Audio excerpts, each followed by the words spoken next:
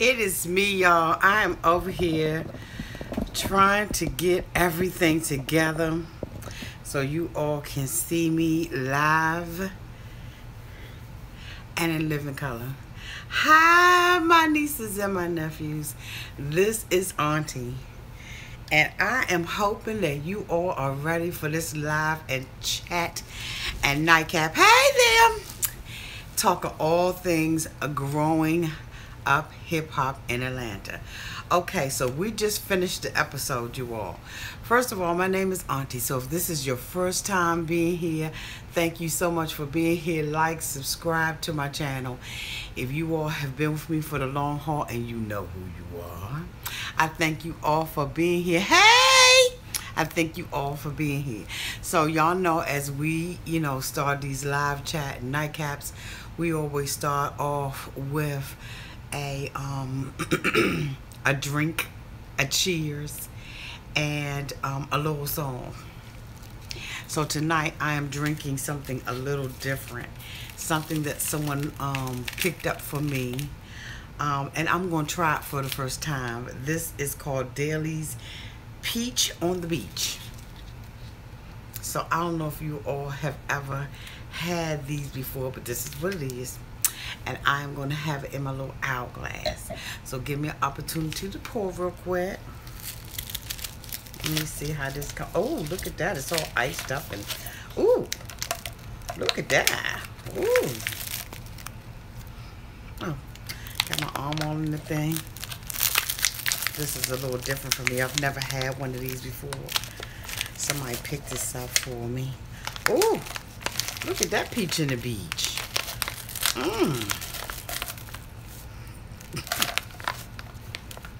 Now they know that, Auntie don't really drink like that, but they just thought that it would be cute for me to have a nice little fuzzy wuzzy.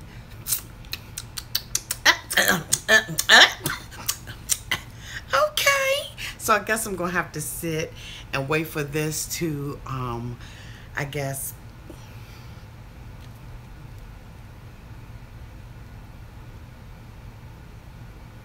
I don't know. I don't know what I'm supposed to do with it. Whether or not I'm supposed to have a straw to sit with this, or what I'm supposed to be doing with this. Anyway, like I said, you all, this is something that somebody picked up for me. Hey, boo! I don't know if this is, this is something somebody picked up for me. So, look at her little spotted. So, I will make a cheers, but unfortunately, y'all, I can't even drink it yet. So anyway, I'm gonna have to wait for it to liquefy and just turn into some, I guess it's alcohol in it. Smells like it is. I don't know.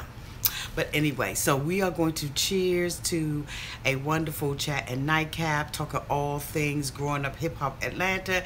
We're going to cheers all things Bow Wow being reunited with his dad, all things Reginae and Toya's photo shoot, all things Brandon moves out of the house, all things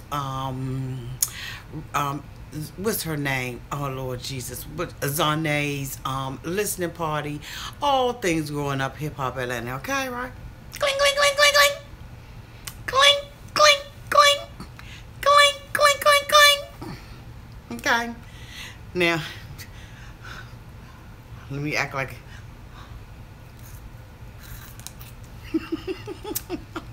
I don't know what I'm supposed to do with the thing. That tastes good. So anyway, when I thought about this episode, I just thought about, I get so weak in the knees, I can hardly speak, I lose all control when something takes over me. Yeah, it knocks me right off of my feet. Can't explain why your love, it makes me weak. I get so weak in the knees. Did y'all see how I took that to church? Okay. All right, y'all. So we're going to go ahead on and get started. We are a half hour late because I wanted to make sure that I saw the episode and you all saw the episode.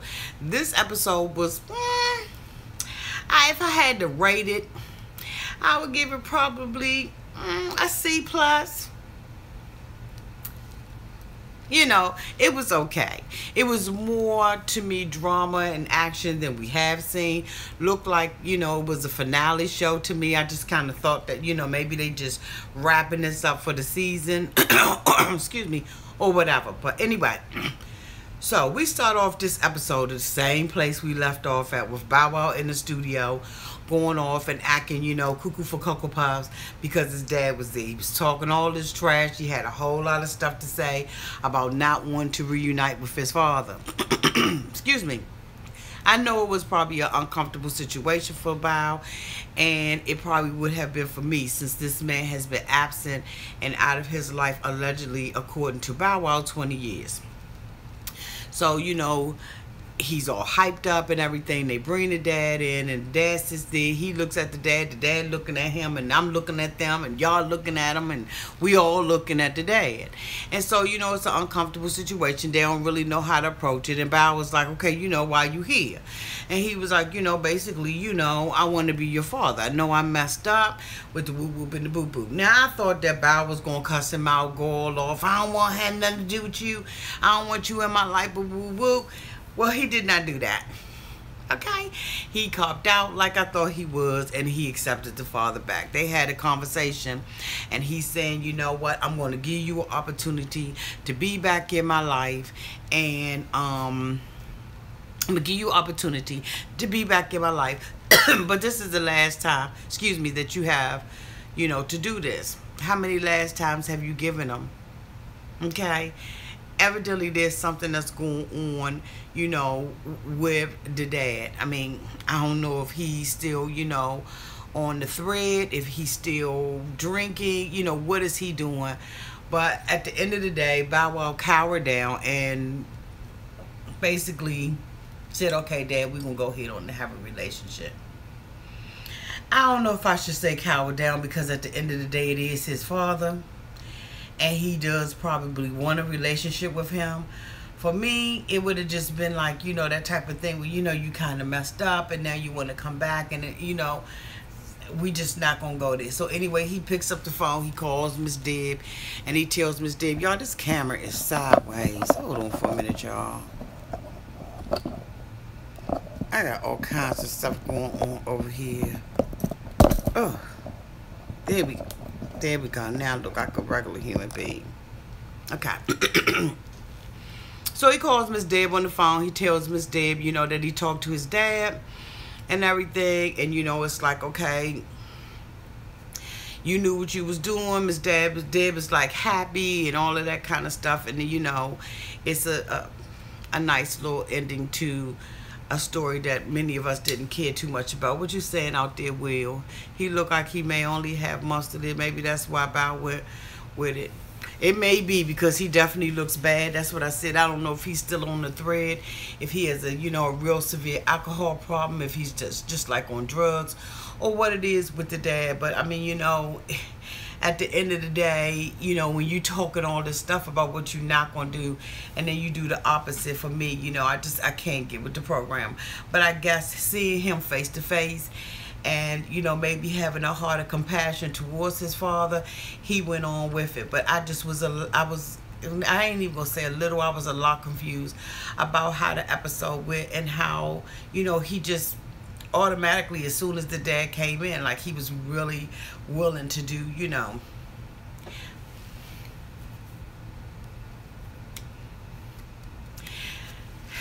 All right, so we see Reginae, you know, in the kitchen talking to her mother about this book deal.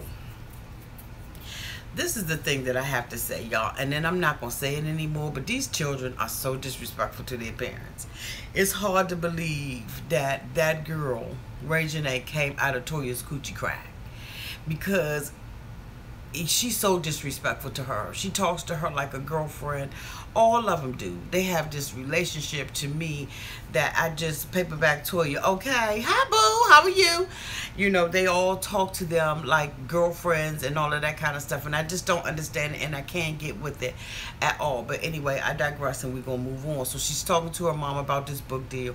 Toya says that she has her part of it written, and she asks Reginae, do she have hers, okay? Of course, here we see Reginae with all the bull crap again, you know, basically don't have her stuff done, and she hits her cell phone and she plays this little excerpt that I guess alleged that she must have, you know, recorded somewhere up in the bedroom or on the toilet, and it was saying something about, you know, her disagreeing with her mother and seeing that her mother didn't trust her, and she was saying, well, you know, this is the angle that I'm coming from. So wait a minute, first of all, you said that you and the mom need, you know, y'all have this good relationship and all of that, but the excerpt that you wrote, the toilet wipe excerpt that you let us listen to, wasn't positive. It wasn't anything positive. You just kept saying that I realized that my mom didn't trust me. And the thing about it is that the girl is so full of crap that Toya just, you know, she just goes on with it. Of course, you know, we know that this is scripted, but my whole thing is this: if it's scripted, then I want it to be scripted in a positive way that reflects a positive relationship between a mom and a daughter. And as far as I'm concerned, Toya is allowing it to be scripted in a way that is very disrespectful. This girl has no respect for her mom, and I just don't like the way that they talk to one another. We see them later on. Hey boo, how you doing?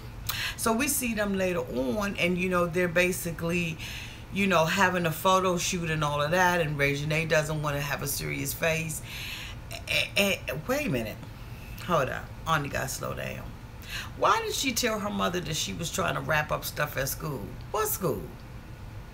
So are you just getting out of high school when this is being taped? Like, I don't understand, you know, your priority at school. Because, see, last week when we saw you and your mom and y'all was talking and everything, your mom was saying that you needed to go to college. So I don't understand what school you was wrapping up. Maybe it was high school, but I thought that you didn't like school. You know, you want to be an actress and everything. You just want to be a walk-on. You know, you don't have really any talent other than starting trash and starting trouble. But, you know, I digress. I have to digress. So anyway, moving on. You know, I guess evidently they're going to go ahead and do this book, and Toya's talking about it's going to be a New York Times bestseller. I haven't seen whether or not the book is out there. If anybody has seen that, put that down below, because I ain't seen the book. High school, okay. Hi, boo, you know. Welcome, welcome, welcome, welcome. And so, you know, she's basically, you know, doing all that knick-knack, paddywhack. Next thing we know, we see Brandon. He's in the shoe store, being rude. Being rude. You know, it makes me think of that song, Be Humble. I sit down. Be humble. I sit down. You know what I'm saying?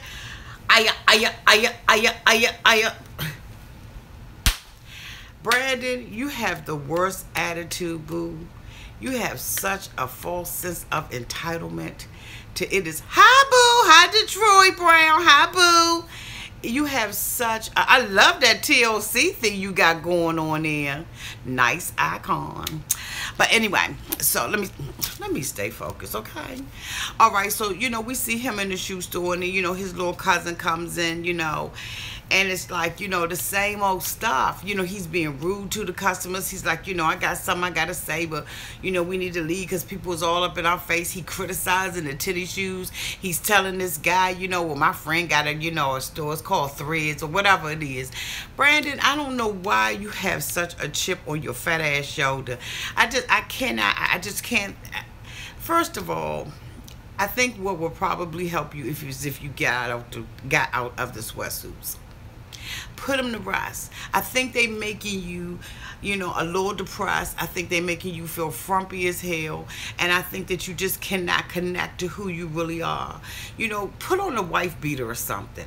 Because you know what? That's what you displaying. You displaying this negative African-American male. who's not in touch with himself and not in touch with anybody else around. Everything is about you, and it's about being entitled, and it's also about being a victim. You're not a victim, Brandon. You are victimizing people. You go into somebody's store and you criticize it in the person's store. Get the hell out and go to Kenny's. Matter of fact, go to Sears. Sears still open in your neighborhood. Do that, but don't go into somebody's store and you just straight acting like an ass. I cannot get with Brandon. I said I wasn't gonna cuss tonight, but see, the thing about it is when I talk about him, I just feel like that cut it it just comes out, and I don't want it to come out. So, and I know I have to talk about him, but I really want to do very little talking about Brandon. But you know what? I ain't gonna be able to get away with that. Who am I fooling? Y'all just roll with Auntie, okay? All right. So the next thing next thing we see is Bow. He's back at the residence and everything. He got this bottle, and he's like, somebody drunk all my stuff up, whatever. So scripted. Boo, bye.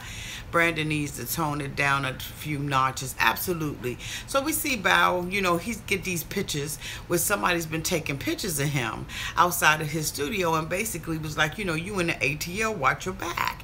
Now that's a little scary, you know what I'm saying? That could be a little scary and intimidating, especially, when it's coming from an unknown number. You don't know who the person is. You don't know what their intent is. And you just living your life, and all of a sudden somebody's snapping pictures and sending it to you on the cell phone. But it's got to be an inside job, because how does this person have his phone number, asshole? Hey Hattie, hi boo. So I don't know what's going on with that. We see later on that some guy comes into the studio and he's fighting with Bow Wow. They having a little altercation and everything in the studio. And I'm just saying, why is his face being covered up? If this dude know that they taping, he know that producers are there. He knows cameramen are all around. It's obvious he wants to be on the screen, or he wants some type of, fame or notoriety or something. You know what I'm saying? Why are they blanking out this guy's face? I don't know what it is, who he is, but I would absolutely like to know who this particular guy is that is giving him the blues. All right. So anyway, we're going to go back to Miss Deb's house. Miss Deb is sitting in in her dining room, and she's having a meeting with Brandon's little group. Miss Deb, ain't that something? Hey, Erica. Why is Miss Deb meeting with the boy group?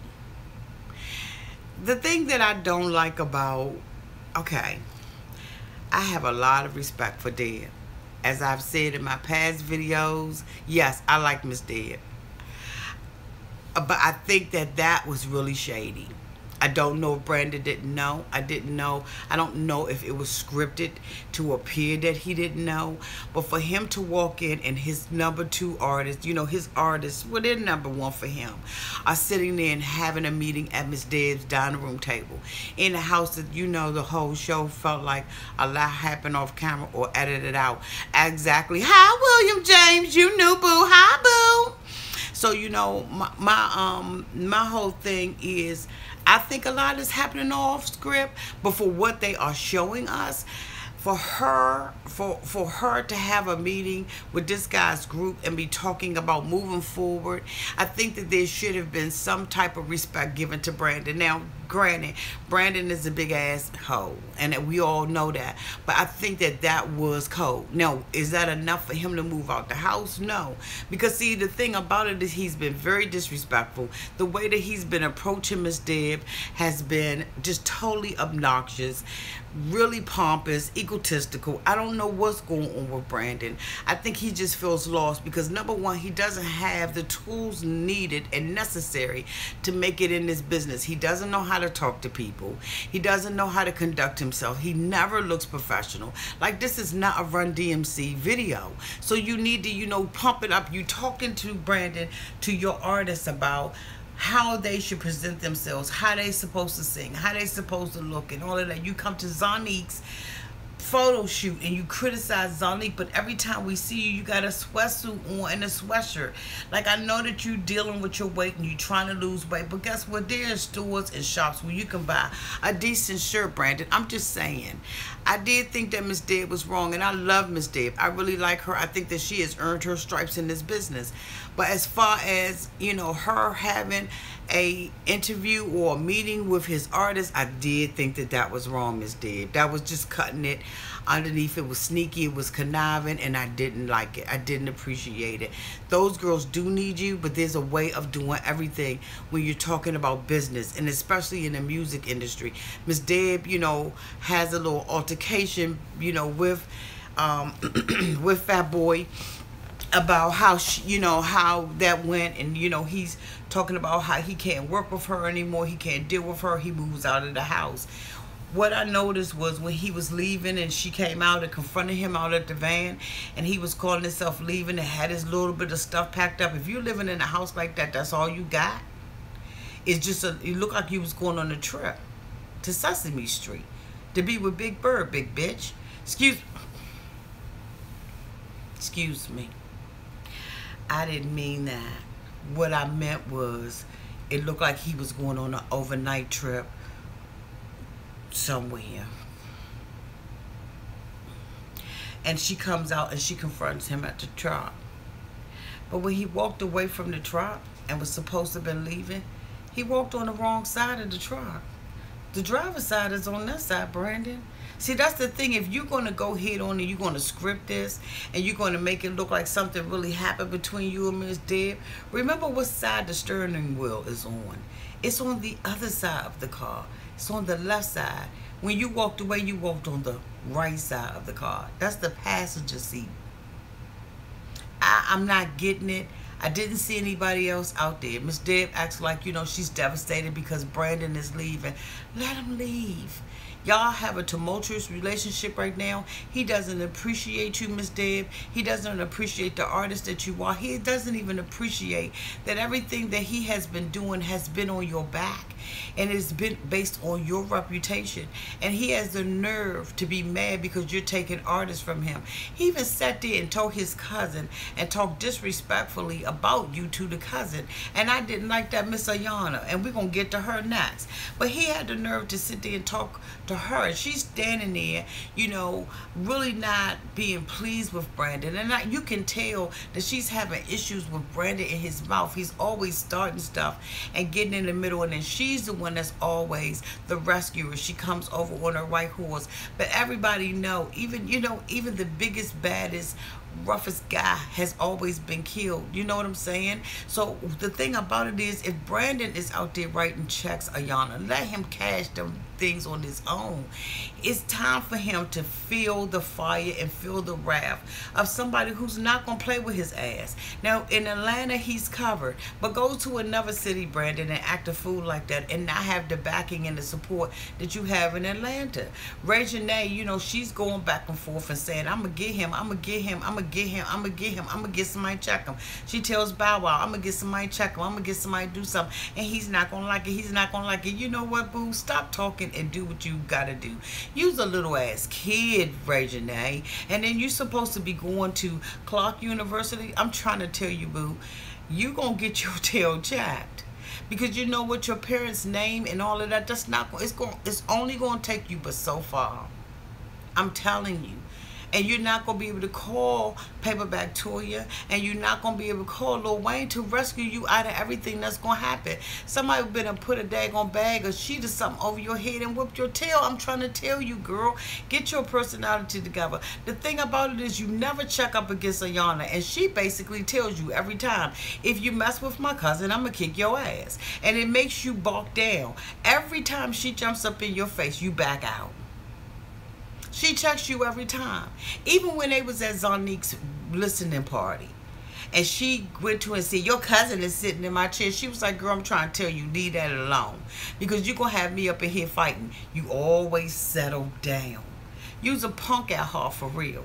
But you want everybody else around you to do all the dirty work for you while your mouth is running. See, you and Brandon, you know why y'all don't like each other? Because y'all just like one another. Two peas in a cotton freaking pod. Both of y'all are doing the same thing. Y'all both writing checks that your body, your character, your integrity, and these hands can't cash. Both of y'all are exactly the same. Brandon, when he was riding over to the club, he really wants to be apologetic. He really wants to. This time I felt like he really wanted to put, yeah, they're exactly the same. This time I thought that he really wanted to put it behind him. He did not really, he really wants to put this to bed with Reginae. But Reginae wants to keep it going on because she feels like he didn't apologize and he was disrespectful to my father. Now, no, he shouldn't have ever brought your father up and what he could do with somebody's career, because guess what? He's losing all his artists to Miss Deb. He shouldn't have done that. But Reginae, when is enough enough? When is the end the end? Everybody else has dropped it but you. You need to put it to rest. Everybody is telling you, boo, leave this alone. So, you know, I have a feeling that this is going to end up popping off into way more than what we think it's going to pop off into. All right, now, Brandon was saying, hey, Tiara. Oh, he said the producers made him sit there.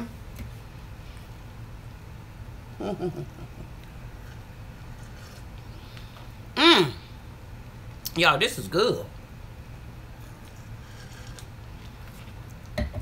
It's a little too sweet for me, but it's good. Okay, so we see Ayana, all right, with Amy. Amy, the girlfriend from the Bronx, the one, Bronx or Brooklyn, the one that don't really care about her but needs just a little bit of camera time for whatever her agenda is on the for real. We see them go out on a date. She mentions to Brandon that she hasn't seen Amy in a while because when they be together, you know, they arguing that it's a whole bunch of behind the scenes information that will change the entire perspective. I believe that. I believe that, Tiara. But we see them, you know, they go up on the Ferris wheel or whatever, and Amy's cell phone is ringing off. It rings off. Ayana gets mad. Who's that? That's my job. Then the next thing you know, it rings again. You know how you send somebody that's, you know, of importance to your voicemail, and they be like, she gonna answer this phone. They call you right back. Well, that's what happened. So she asks her again, and she, you know, I'm going to take the phone from you. I'm going to break that phone. Because she already feels insecure because Amy really doesn't care about her. The way that Amy, you know, conducted herself in front of her father was disrespectful. She was making faces at the father like she was going to jump up and, you know, cut him or something with a razor blade she had tucked neatly and safely in her mouth for months and for years or whatever. This girl doesn't care about her. They, you know, they ride down, and she's like, you know, who's on the cell phone? And she doesn't want to tell her. She tells her it's her job, and she's like, that ain't your job. It's not your job. And at that point, you know, Amy gets a little beside herself. So does Ayana, and she's like, do you want to see other people? And Amy says, maybe. Wrong answer. She pushes the button, telling man she ready to get off of it, and then she's going to be done with her for a while. Or at least for a minute. Or at least for that scene. She walks off with her umbrella because it was raining outside. And this is supposed to be a done deal between the two of them. I say this. Run, Forrest, run. Run while you can. Get out of the relationship with Amy. Amy don't care about you. She really, really doesn't. It is what it is. I hate to say that, but it really is, Ayana, what it is. You a good girl. I see you had your little green jacket on, your jacket that you presented to your father. You know, the little silk satin cheap jacket that you had with the, you know, this look like something Brandon threw away. I saw your little jacket. Girl. But anyway, so I'm just hoping that they go head on and they go their separate ways. They do what they do with the whoop whoop and the boop, boop, boop. Now we see Ayana, we see them, everybody at the listening part. Ayana is, she will. She will. So now we see them at the listener party. Zonnique is having a little listener party. We see her in the back getting her hair and all of that stuff done. Okay, so we happy for her. This is what he he does always look high. And I think that he's, I think that Bao has the same demons that his dad has. And I think having his dad around him is a constant reminder of where he has allowed his life to go. He's in and out of the studios. He's not consistent in the life of his daughter and his mother right now. Yeah, he is always turned up. But I think that he is battling something else. I think it's deeper than just hanging with the boys and being high. I think that he has all the wrong people around him who are influencing him to do all the wrong things.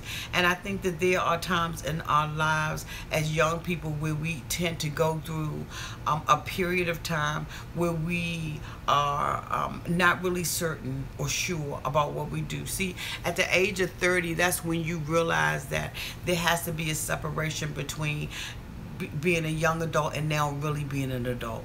And the roles are changing, and you have to look at your life a different way. And it's hard to make a separation between your childhood friends and those people and those friends that you really need in your life because it matters.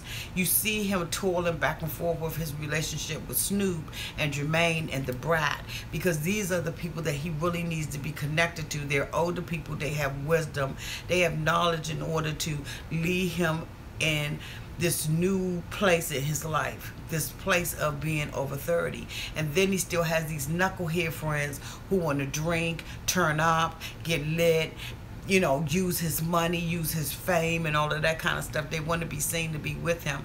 And then at the same time, on the back end of everything, he has this baby's mother and this baby. So there's a place in him that has to now step up to fatherhood and be a responsible adult. And it's hard because all of that stuff really does start happening at the age of 29, 30, and 31 is when you start to try to choose a different path. And then on the front side of it, now he has all these beefs. So even though I have been rough on Bow Wow, y'all know I have been rough on Bow Wow, this episode allowed me to see him trying to wrestle between being an adult and being a young adult. And Bow Wow, is okay. It's okay to grow up. It's okay to change your priorities. It's okay to make decisions that may not be favorable to all of those people that you grew up with. You can't take everybody, Bow Wow. And to all of you all who are listening, you can't take everybody into your place of success. You just can't take them there. And when you're stepping up and climbing up the ladder, whether it be corporate, whether or not I understand because I'm 27 and just think what I have been doing all these years, absolutely, you can't take everybody with you. And it's okay. It's okay to be different. It's okay to explore new territories. It's okay to hey boo, it's okay. Hi Shirley Jones. Y'all know I like to shout your whole little name out.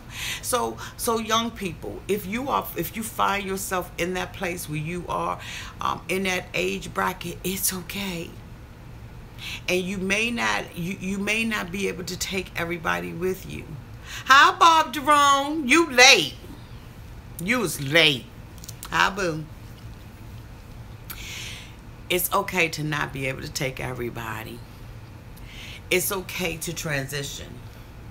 It's going to be all right. And you know what? There are going to be people on the other end that you're going to be attached to in your 30s and in your early 30s that you're going to feel intimidated by, and you're going to feel like you don't fit in, and you're going to feel like they're way above me. But trust me, if you hang in there, you will be able to glean from them what it is that you need. And eventually you'll be able to relate to these people as you move into a new place in your adulthood. It's okay to grow up. It's okay not to be a child anymore. And see, and this is where Brandon is. See, because Brandon, I believe, is 26. I think he's like 26, 28, something like that. He's still in that place, wanting to be an adult, wanting to have the maturity and the experience of Miss Deb, so much so that he doesn't appreciate it because he feels entitled. Like Miss Debs said, he has a feeling of entitlement. And when you are growing up and you are exploring the world and you're getting your little feet wet and you smelling your little puss and you think that you grown up and everything, that's the time for you to really, I don't know what's on my shirt, y'all excuse me, that's the time for you to really just pump your brakes and sit back and evaluate life. You have to sit back. Everybody, Brandon gets on my nerves. He gets on mine too, Shirley. He gets on all of us. But so I'm just saying, if you're in that age bracket where you're 26 and 27 and you think you know everything and you want to assert your adulthood and all of that kind of stuff, it's at that time when you really need to take a step back. Just pump your brakes for a little bit. When people like myself, who's entitled to, Brandon wants to be a grown woman so bad he might need a Red Chase confession. That daggone Bob. Y'all, for all of you all who are new, that is Bob. Yes, they are. They are all spoiled brats. And see, the thing that we have to realize is we're looking at little kids. We're looking at Reginae. We're looking at Zonnique. They texting stuff back and forth, little immature stuff and hee and ha-ha and thinking that life is a big old joke and it's a whole bunch of confusion and drama. But when you get to be my age, you don't want drama anymore. You just want to live your life and you want to do what you do with the whoop whoop and the boop boop, boop. That's all you want to do. I want to go to work.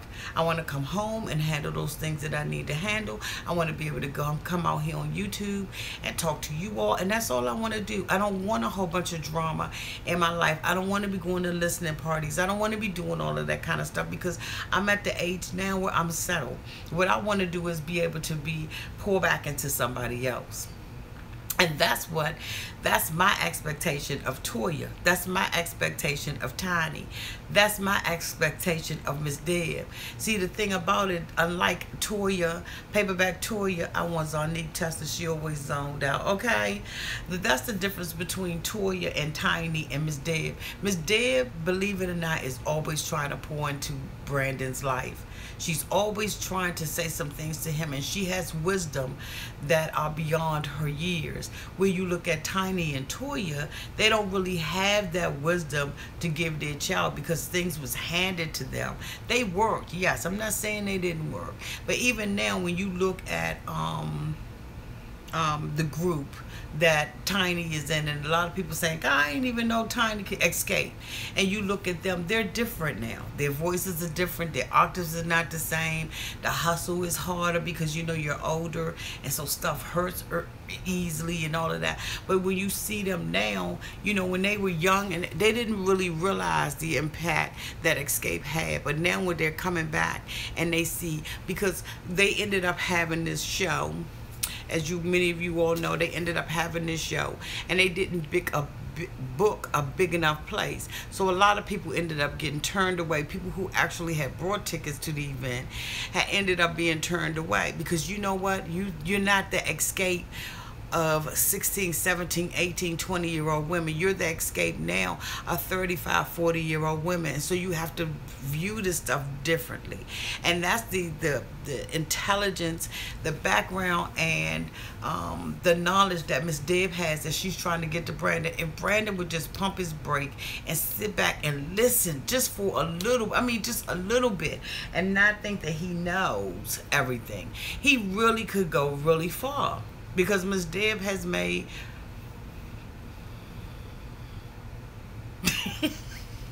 they can't fire Billy Gold Candy.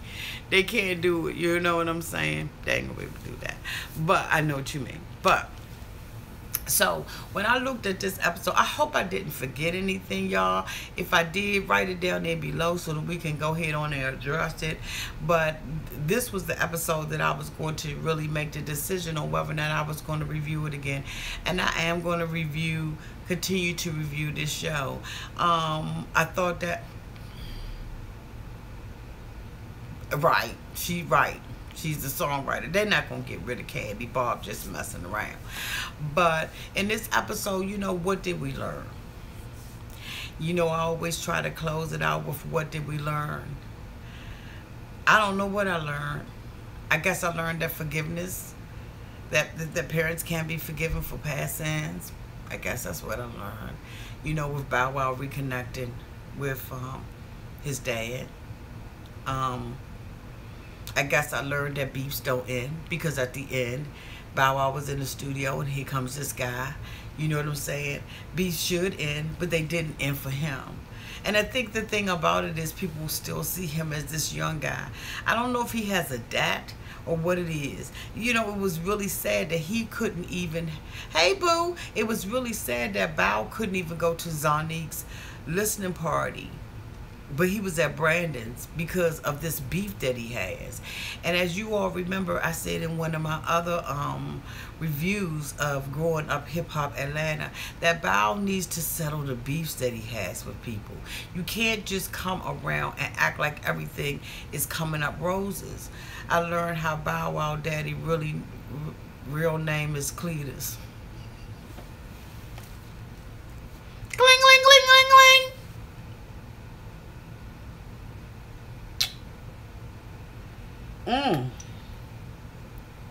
This thing is melting down, y'all. Y'all see all that ice on the glass? This is so good. Thank you, Vonnie. So anyway, we did see that. I'm hoping, I was listening to Zonnique. We all heard Zonnique and I heard this about what is, okay? But Zonnique has so much auto-tune in her stuff. The listening party, she looked nice.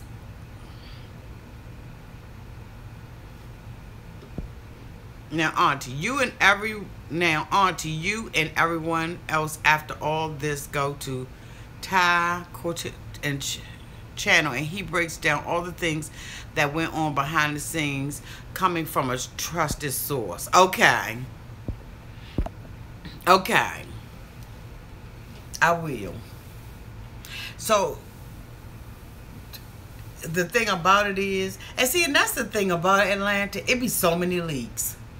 It be so many leaks about what's going on, who's doing what, and all this behind the scenes stuff. Brandy comes out, he does periscopes and live stuff like that. But the whole thing about it is, in a nutshell, is that you have the power to control how you are viewed in life. And Brandon is coming out there acting a certain way, and then you blame it on the producers.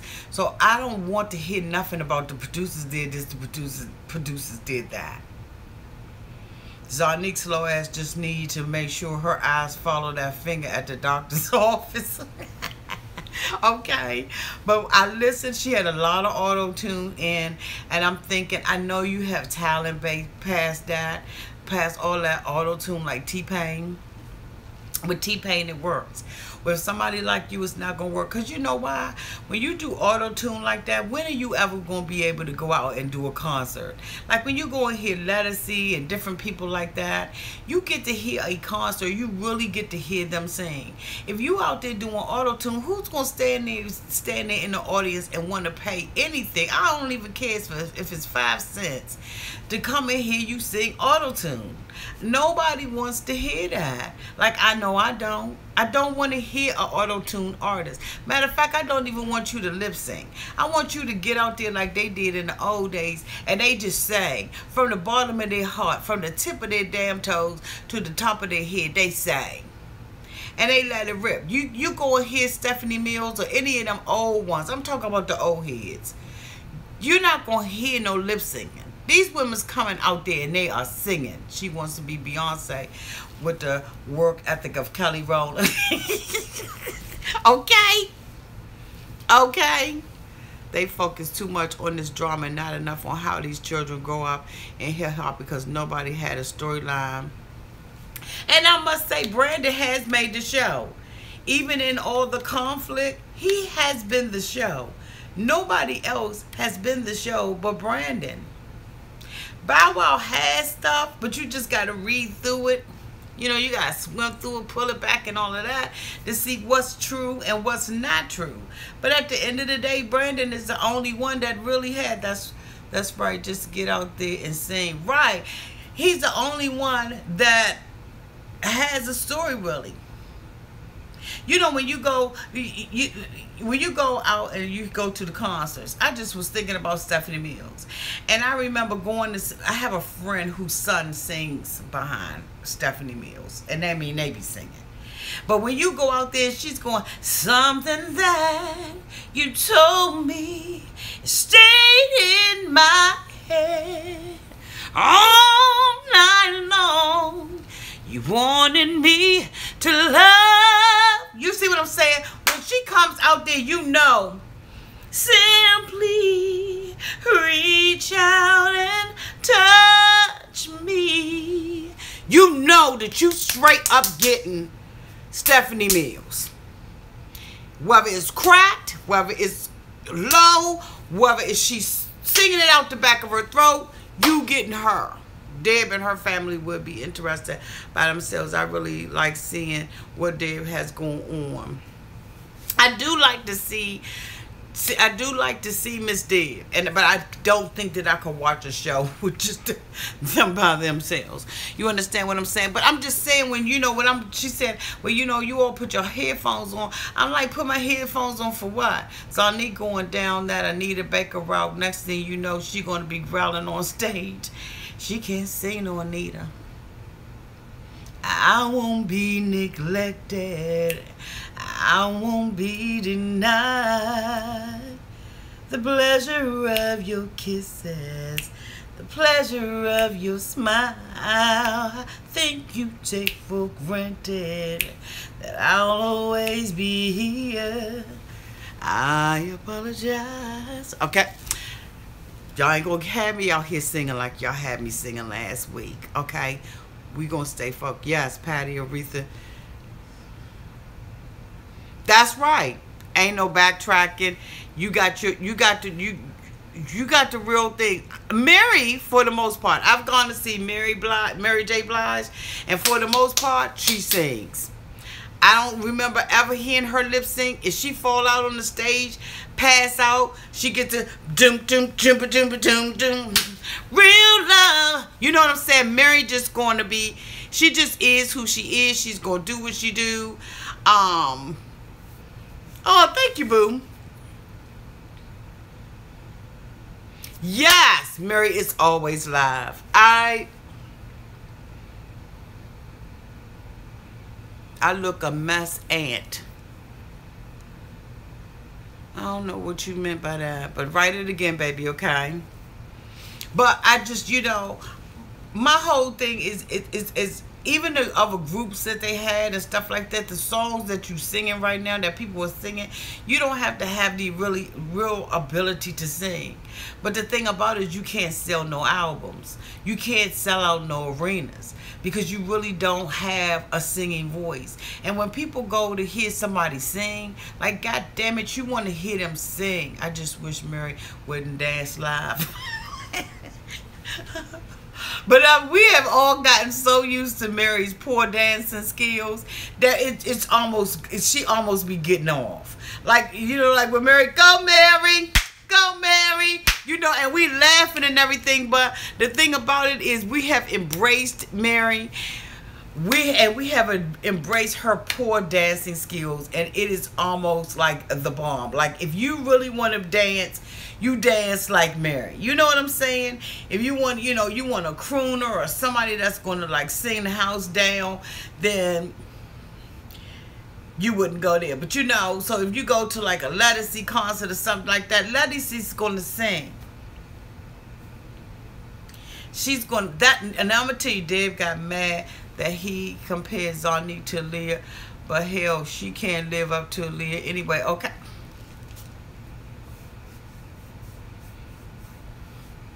And that's the thing about it, is she died young, but she was a legend in her own right. She was a legend in her own right. When I go and see people, I want them to have a mastery at the skill. I want them to be talented, gifted, and I want them to have some integrity and some character behind them. And you expect that from people that you're spending hundreds of dollars to go and see. You know what I'm saying? When you go and see somebody like Bruno Mars, you see that he has put in the work. When artists people put in the work. Aaliyah was schooled by the best. Yeah, okay. It's hard to say that we're not gonna make it. Yes! But it's gotten to the point. Okay? Love me some. I'm going to tell you. That's why a lot of times when I'm out here singing, y'all notice I sing old school stuff. Because I'm telling you, that's where the music was great. The music was good. You didn't have all of this. When you look at Unsung and stuff like that, you see that these people went through stuff, but you never saw it on the stage. You never saw it in reality shows. They were the epitome of professionalism. Even Michael Jackson, with all the kind of crap that he had going on in Whitney Houston, when they got out there on that stage, they were professionals. You better sing I Love Me Some Gladys Knight. Okay? They oh, that's MSG Levert. Hey, they had professionalism about them, and you didn't hear about all of this stuff. It was years afterwards that you heard about anything. And that's these artists now. These people will sell themselves, like I always say, for a like, a click, and a share. And so growing up hip hop, like I said, I give it a C+. And I'm really being generous with that, because the scripting needs to be something that really draws us back in. And next, Whitney could have been a rapper, all that fast ass talking. Do you like Jocelyn? I do not look at Love and Hip Hop Atlanta anymore, because it grieved my spirit so much. And the reason why it grieved my spirit so much was because of the hypocrisy. I think that when I stopped looking at it, when what is the dumb girl's name? The one that has the maid, that has the baby by Stevie and Jocelyn, and she sat out here and made a porn video. She tried to pretend on a television show as if this was something that was done without her knowledge. And yes, Mona Scott is Mimi. When she sat out there and acted as if this was something that was done without her consent, that someone had released this, and you could clearly see that it was recorded with her consent. She knew exactly where the camera was at all times. She angled her body. She was swinging off of a shower pole. And then you get back on there, back on Love and Hip Hop, that next season, and you talk about Jocelyn being a whore and all of this, and here you got all this stuff going on. And I just made it. I'm old school. Yes. Good night, Shirley. Good night, boo-boo. So when I saw the hypocrisy and all of that, I just was like, I can't do this anymore. I know a lot of it is scripted, but a lot of it is real. And at the end of the day, you're dealing with people's feelings. It's the same thing with Rashida. Rashida and Kirk so did daggone marriage down the tubes for like, a click, and a share. And it's just too much for me. When you sit out there, you have a video or recording that comes out that talks about your gay son. And the only thing that you can worry about, you and the woman, is who's right and who's not. And this woman is calling you on your job, you know, on your place of business, and you going through a whole bunch of stuff, when Kurt, on the other hand, has had multiple relationships, episode after episode, season after season, and now here it is, he's got this baby, and you're standing up there, you know, allegedly selling your Could You Sing Harold Melvin and the Blue Notes, Miss You. I don't know how it go. But when you're sitting out there and you're selling your marriage and you're selling your story, allegedly for $1 million, you're saying, I will let you, right? Because what I understand is, right, all of them are. And then what I understand from Rashida is that Rashida knew that what was going on with him, but told him, if you pay me $1 million, I will allow you to film this and go through this process. How could you sell your marriage down the drain for a click, a like, and a share?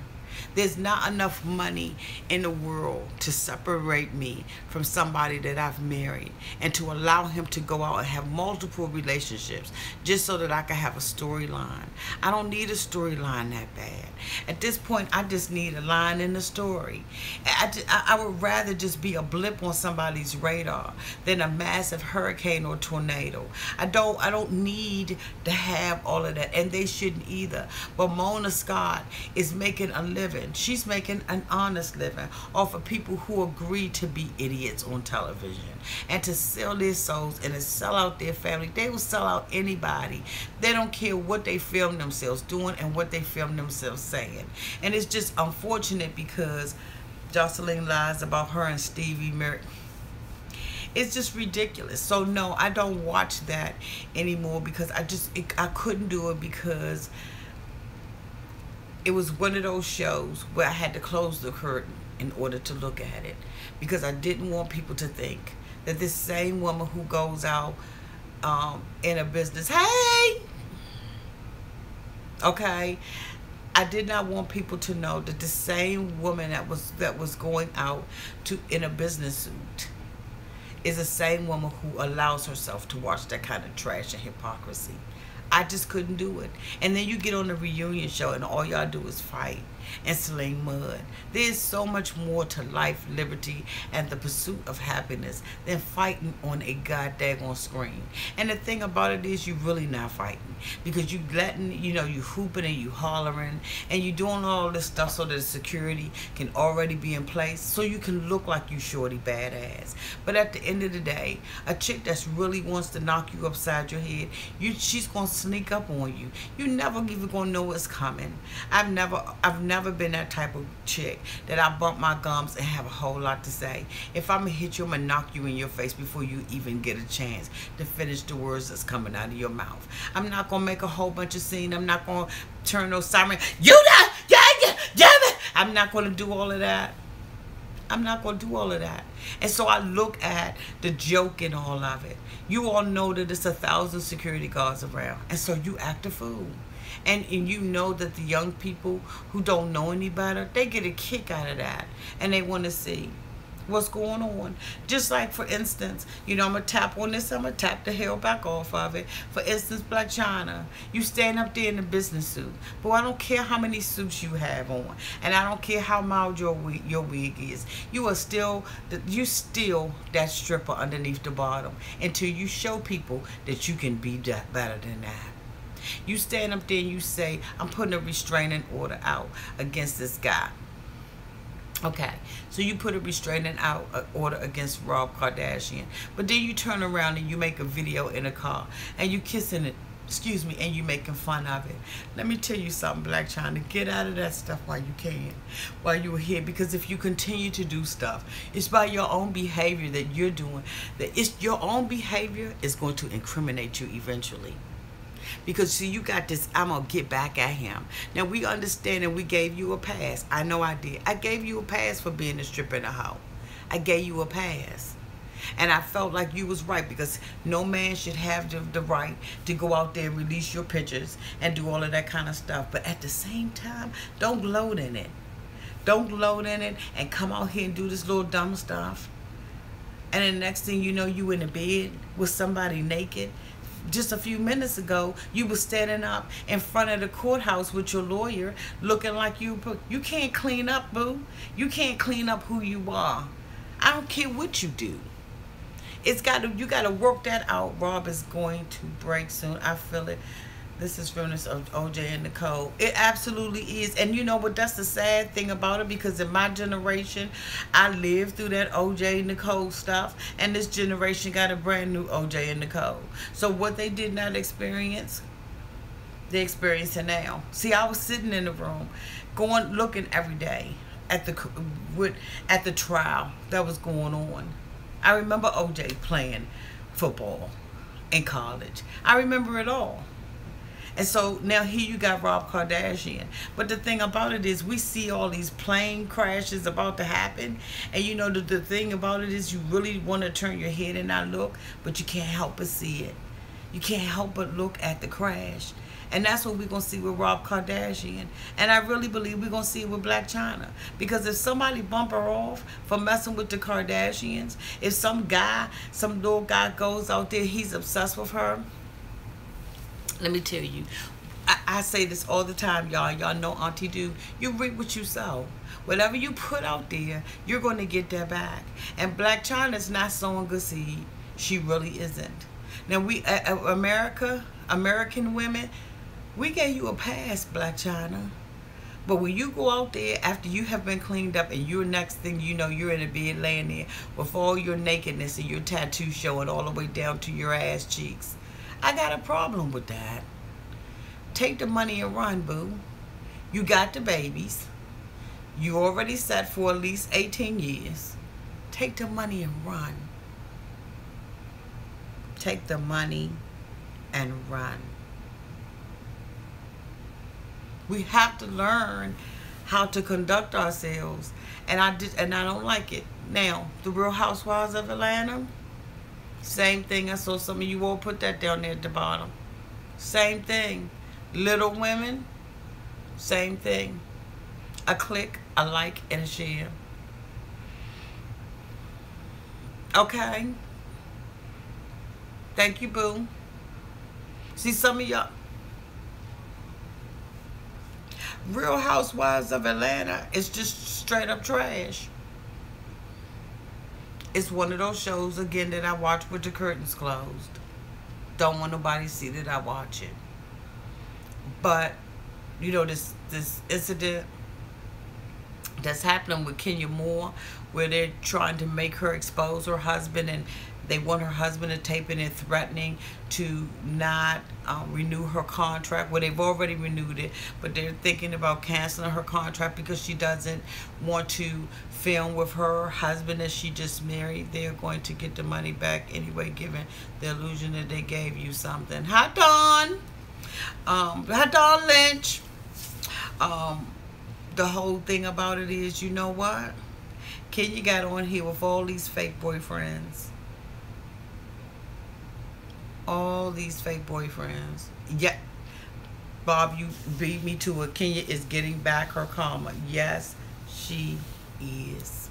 I don't think it got real bad until Apollo was going to jail, this recent stuff. I think that it was bad from the giddy up. All the way back when Nene was Raggedy Nene.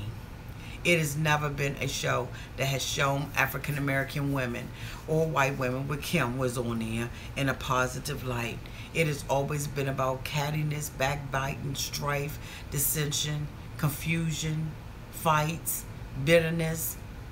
It's always been about that.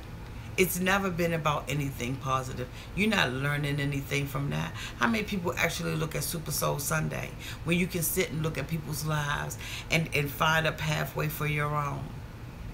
It's always been trash. It has been trash that I have liked.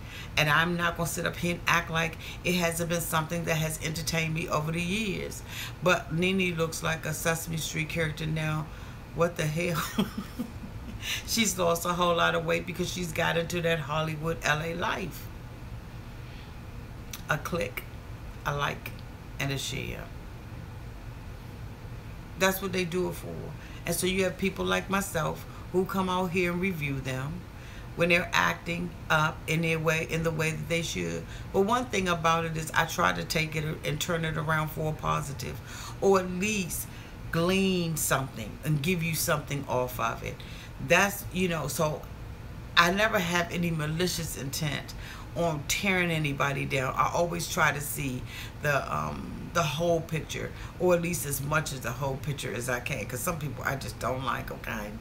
But I try to come out here and do my reviews and do my chat and nightcaps so that I could just drop a little nugget in you on what not to do. So I'm hoping that you all are receiving that. And that's why at the end of each one, I always try to recap and say, hey, you know what did we learn? What did we learn from this? Because you know what? You don't have to experience things for yourself. You can experience things through the life of other people just by looking. You don't have to learn by experience everything. You don't have to. I tell my daughter that all the time. Sometimes you can just sit back and watch the mistakes that other people make in their lives. and Candy. Okay. Okay. And Candy, you know, the thing about it is Candy has appealed to what people buy. Sex has been for sale for millions and millions of years, okay? It's been for sale since it was cavemen in the cave. You see him writing in, I learned that I'm glad I'm not in the industry. It's just a tangled web. And I think that that's why my parents didn't want me in it years ago. When I was a young girl, 16 years old, trying to be in the industry. I was in it for a while. I did what I did. I wasn't out there stripping butt naked or anything like that, but I was acting and doing different things. Kennedy Center, Schubert. I mean, I've done all of those things. Had I stayed in it, I probably would have really made, excuse me, something out of my life, but my life took a turn. And so Candy family is straight up money hungry. Even the gospel industry, I know some of y'all saw the Mary Mary show too. Absolutely. She's out on the road. Hater is something that people that work is bad. Write that again, baby, so I can read that. Kendra Mosley. Write that again, baby, so I can read that out for people to hear. Okay, that's coming back on the replay. But it is absolutely, as she said, it's a tangled web. It's a lot that goes on. And when you see Brandon sit out there and say that he's not this person that he's portraying himself to be on television, guess what? We don't know that. We're not the ones that's going out and seeking all the information. We only see what we see. And so, you know, it just is what it is with him. You all do not forget that tomorrow I will be back out here again live and in living color with y'all. And guess what we're going to review? We're going to do a review on a 90-Day Fiancé. I hope that most of you all were able to come out here and see my review on that. That comes on tonight. We will be discussing that tomorrow on a live chat Nightcap special. Now, I may end up waiting until Sunday. So it's true that make you sell your soul to the devil.